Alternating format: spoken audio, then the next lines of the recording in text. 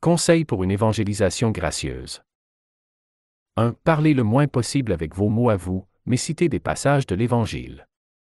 Laissez parler Jésus. 2. Apprenez par cœur les principales paroles de Jésus contenues dans les Évangiles et utilisez-les abondamment.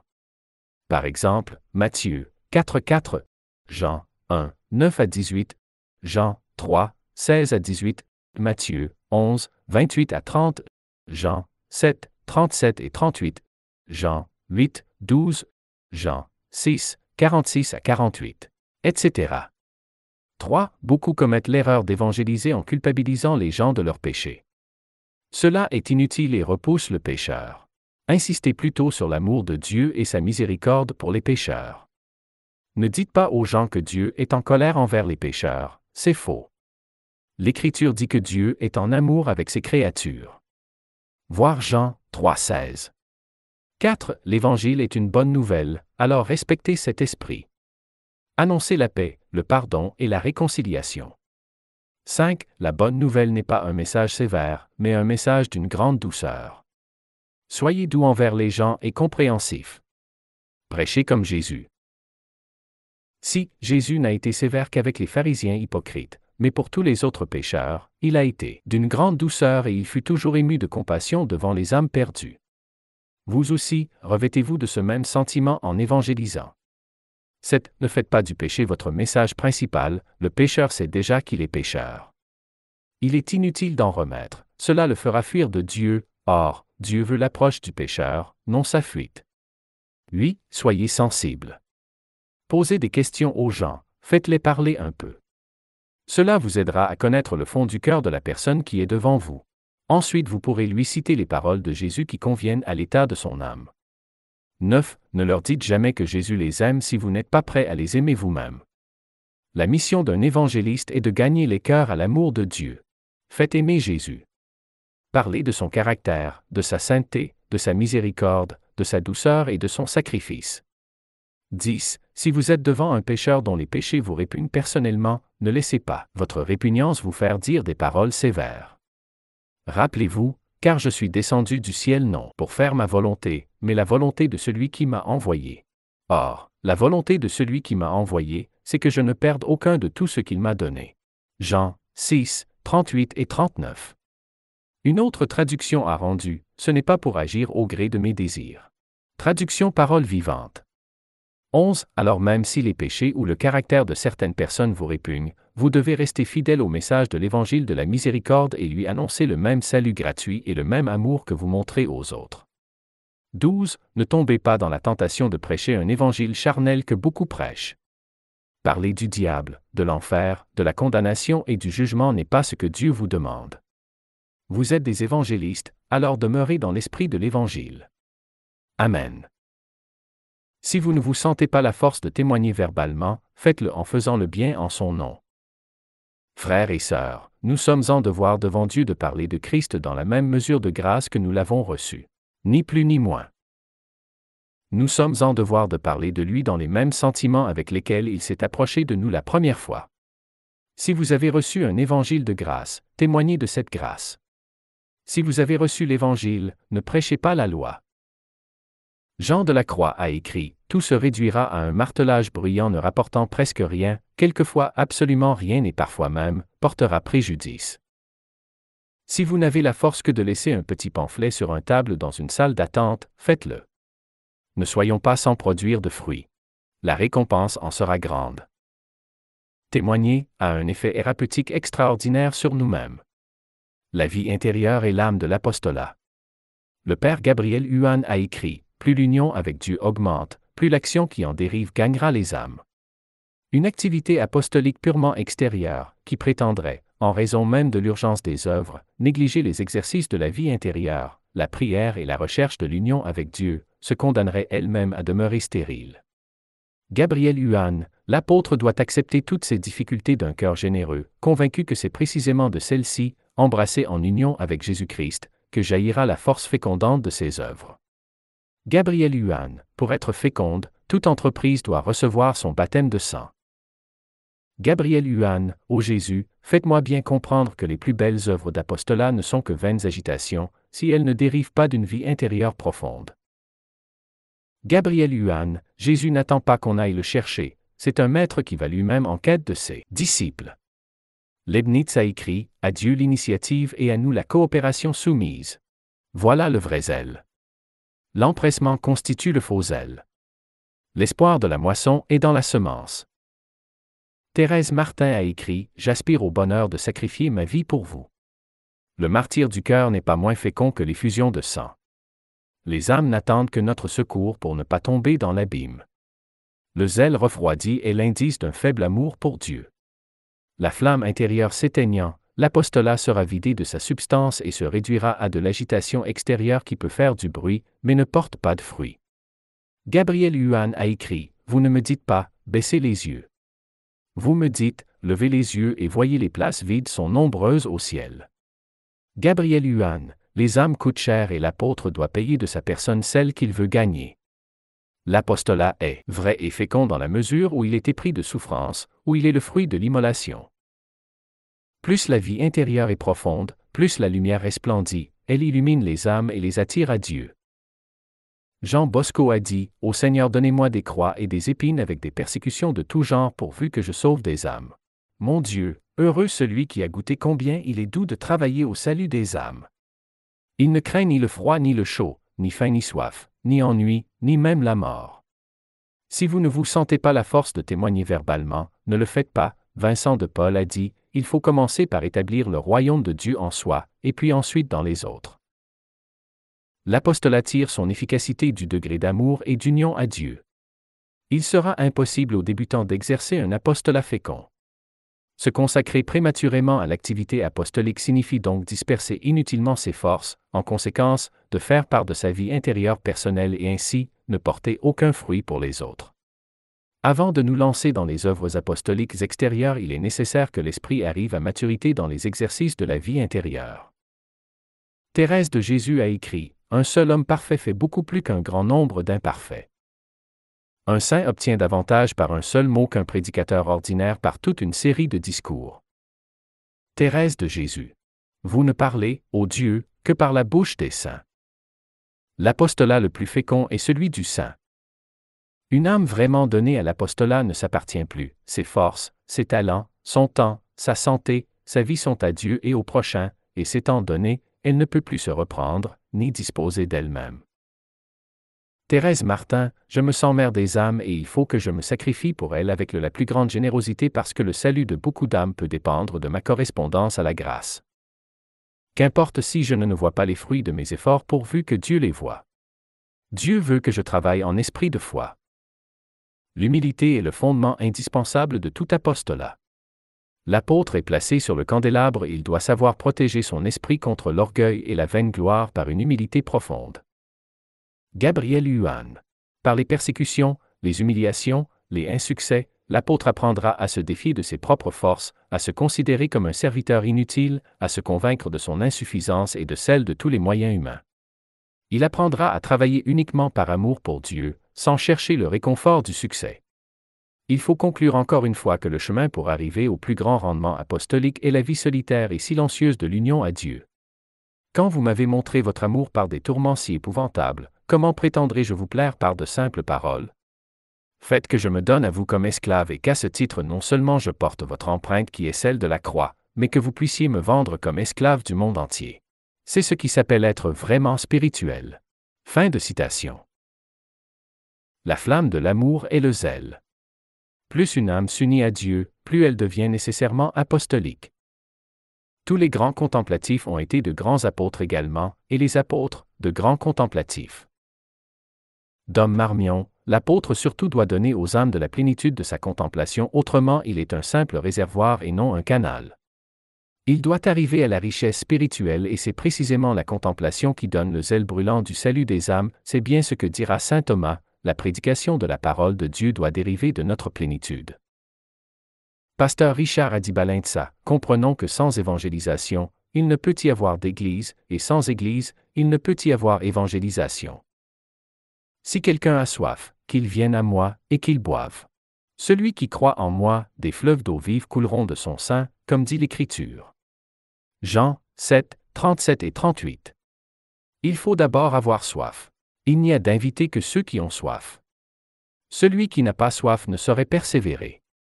Il se laissera arrêter par les fatigues ou par les plaisirs, il retournera en arrière dès qu'il rencontrera la persécution. Benoît XV, le Christ doit être formé dans les âmes des fidèles avant qu'ils puissent combattre pour lui. François de Sales. Dans le travail spirituel auprès des âmes, il faut avoir un verre de science, un baril de prudence et un océan de patience. Le père Norbert-Marie Béthèse, dans son livre « La vie de grâce », a écrit « Jeunes filles et jeunes gens, vous savez que vous avez une fin à atteindre qui est la possession de Dieu dans le ciel, une voie à suivre pour pouvoir arriver à cette fin et c'est l'observance des commandements de Dieu. Enfin, il y a des moyens à prendre, et ce sont la fuite du péché et la pratique des vertus chrétiennes. Vous connaissez le prix de votre âme, Dieu le Père l'a créé, son divin Fils l'a racheté par son précieux sang qu'il a versé sur la croix, et l'Esprit Saint l'a sanctifié par sa grâce, les vertus infuses et ses dons. Maintenant vous devez estimer le salut de votre âme, car c'est la seule chose nécessaire, et par conséquent, c'est l'affaire la plus importante de votre vie. Vous devez aussi vouloir sérieusement le salut de votre âme car il s'agit d'une œuvre personnelle. Dieu vous a créé sans vous, mais il ne peut pas sauver votre âme, malgré vous. Ni le prêtre, ni l'Église, ni vos amis ne peuvent opérer le salut de votre âme pour vous. Norbert Béthèse, préparez votre apostolat par une vie de sainteté, d'amour de Dieu et de zèle. Les gens qui aiment trop la sensibilité ne passent jamais à l'action, parce que l'action coûte un effort et ne rapporte pas d'émotions douces. L'amour est don de soi, et que la sensibilité, en nourrissant l'amour, devrait en augmenter l'élan. L'absence de passion est une absence de flamme, et les grandes actions exigent une flamme intérieure qui les inspire et les soutienne. La plus grande forme d'amour pour l'humanité, c'est de l'évangéliser. L'évangélisation. Quelle sublime carrière ouverte à notre zèle. À travers l'évangéliste, Dieu satisfait son besoin d'aimer. L'action est source de sanctification pour un grand nombre, d'abord parce que c'est souvent elle qui éveille le désir de se sanctifier. L'apostolat convertit d'abord les apôtres eux-mêmes.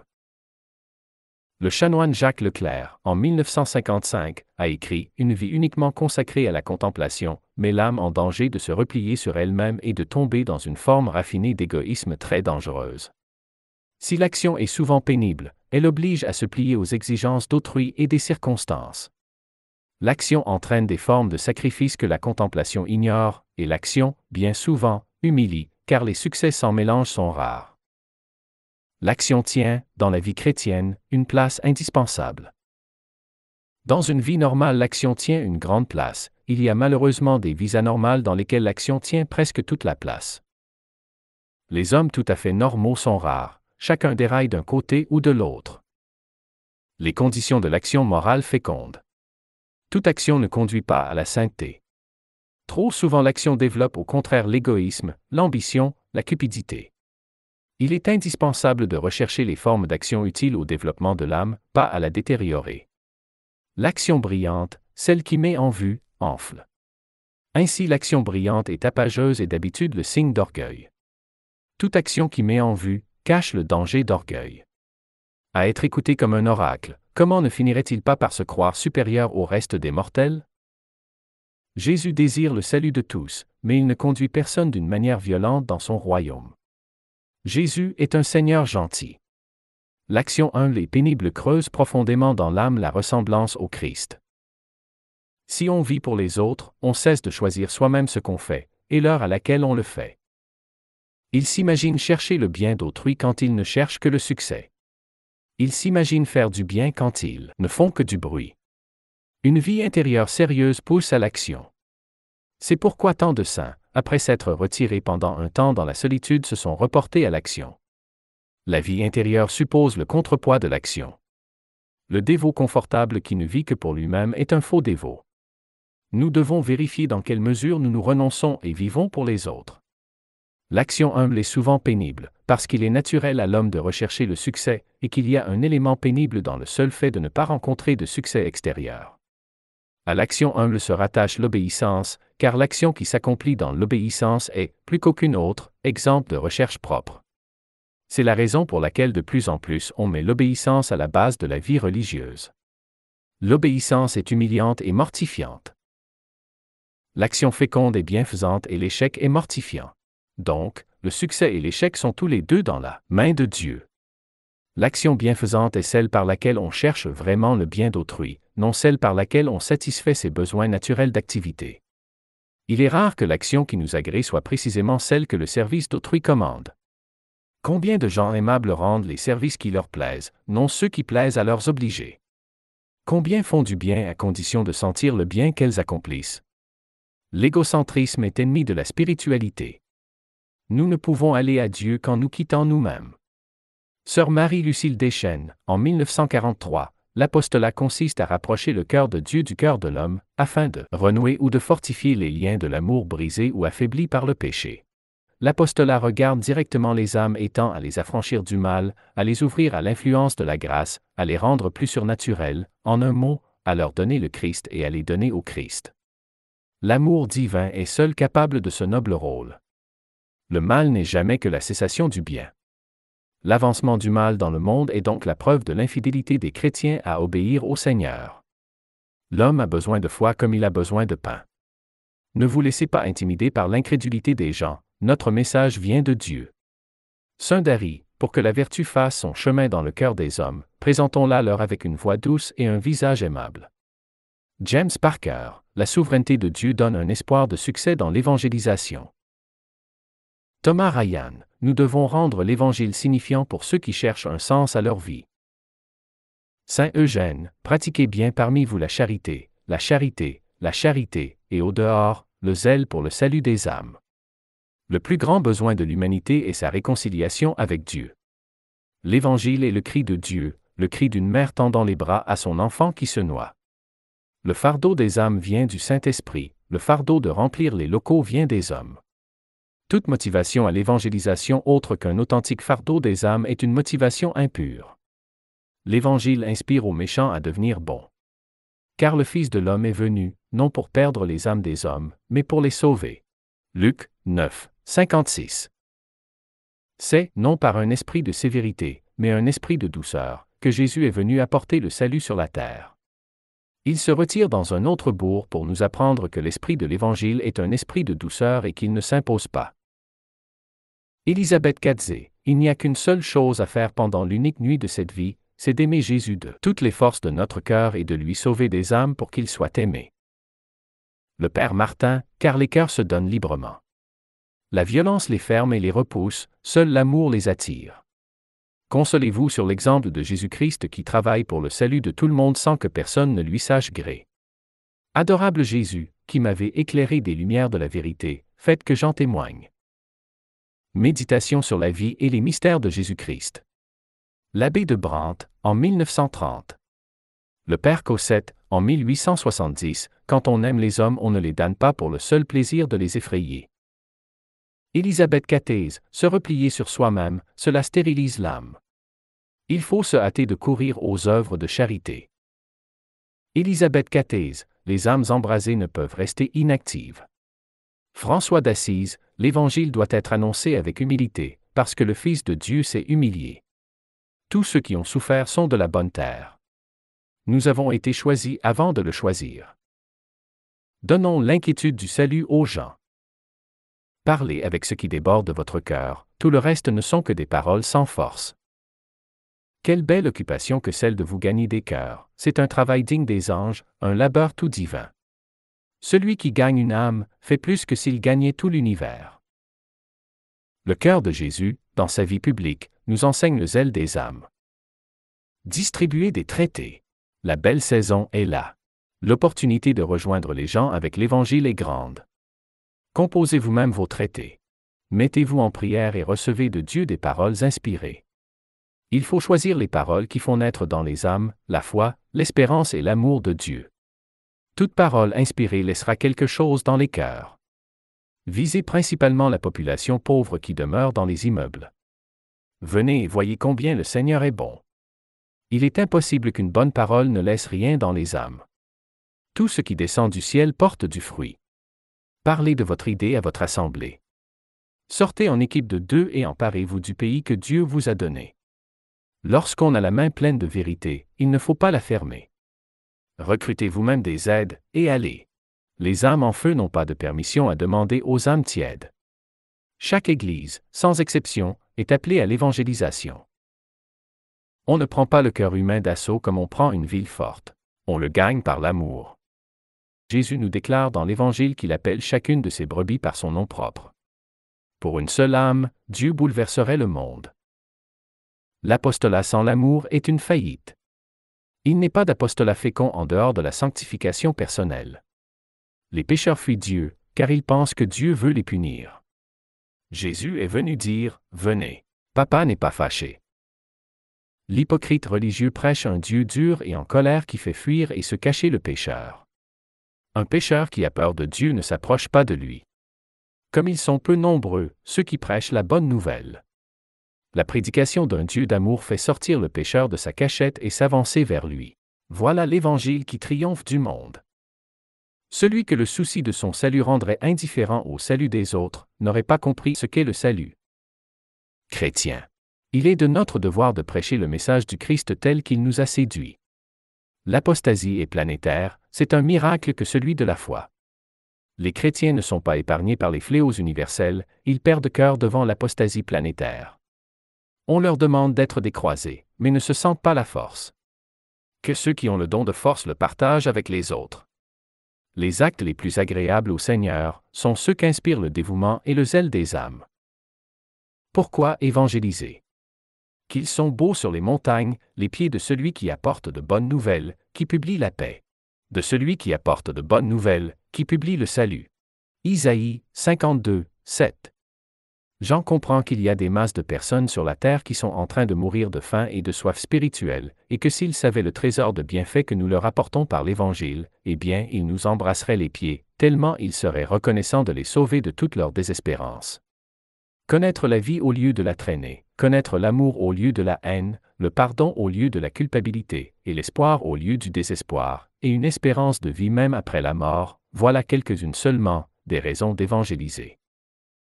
L'islam s'emparera de toutes les âmes que nous n'aurons pas évangélisées. Voyant la foule, il fut ému de compassion pour elle. Matthieu 9, 36. Par sa gentillesse le Christ a gagné mon cœur. Il m'a vaincu par sa douceur. Dieu nous persuade par la beauté et le charme de ses vertus. Il nous appelle à l'obéissance en faisant briller ce qu'il nous demande. Il nous fascine, nous enchante, nous envoûte. Ses paroles nous capturent et nous rendent amoureux de sa volonté, amoureux de tout ce qu'il aime. Dieu a vu ce monde aller sur une mauvaise pente et dans son amour pour nous, il a voulu nous racheter de cette situation insupportable. À prix d'un très grand sacrifice, Jésus est venu racheter la race humaine. Quiconque place sa foi et sa confiance dans le salut de Jésus, renaîtra à une nouvelle vie. Comme Jésus est ressuscité d'entre les morts, tous ceux qui auront cru en lui et qui auront gardé ses paroles, ressusciteront à leur tour, et une seconde existence leur sera donnée. Ils vivront à nouveau dans un monde que Dieu aura créé pour eux, une terre nouvelle où la justice et le bonheur habitera. Cette résurrection est la grande espérance chrétienne. Voilà pourquoi nous devons aimer Dieu de tout notre cœur. Car, alors que nous étions sans espérance dans ce monde mauvais, et que nous traînions notre pauvre vie comme une fièvre, voilà qu'il a baissé les yeux sur nous, sur nos misères, son cœur a été touché de nos maux. Il ne nous a pas abandonnés, il n'a pas cessé de nous aimer, mais il est descendu lui-même vers nous pour nous sauver. Sans la lumière, rien ne pourrait vivre sur la terre. De même meurent les gens sans la lumière spirituelle de l'Évangile. Jean Chrysostome, au milieu de ce grand naufrage du monde, une main propice, nous jette d'en haut, le câble de l'espérance, qui peu à peu, retire des flots des misères humaines, et soulève jusqu'au ciel, ceux qui s'y attachent fortement. Le grand résumé de l'Évangile est le suivant: Dieu a tant aimé le monde qu'il a envoyé son Fils unique, afin que quiconque croit en lui ne périsse plus, mais qu'il ait la vie éternelle. Jean 3, 16. En attendant, cette vie ne doit pas être aimée mais supportée, dit saint Augustin. Acceptez dans votre cœur l'espérance du Seigneur. Réjouissez-vous en espérance d'être devenu l'héritier d'une nouvelle vie. Vous avez été baptisé pour témoigner. Vous êtes l'Évangile sur deux jambes. Sauver des âmes et sauver des vies. Nous sommes la nourriture de ce monde. Donner de la lumière augmentera la vôtre. Parler et la face du Christ brillera sur la vôtre. Quand j'entends le nom de Jésus, mon cœur s'enflamme brusquement en une flamme d'amour et de gloire. Amen.